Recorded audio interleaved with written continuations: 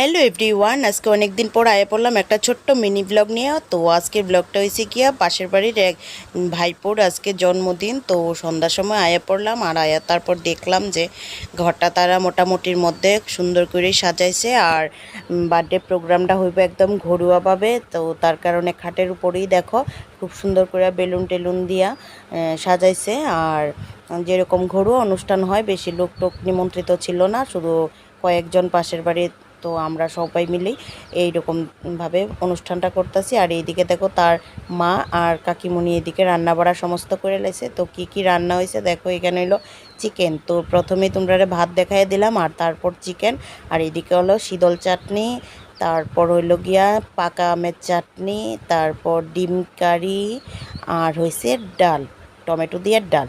তো তারপর cake take কাটা হয়েছে। তো কেক টেক কাটা হওয়ার পরে আমরাও খাওয়া দাওয়া করে বাড়ি গেলাম গিয়া। আর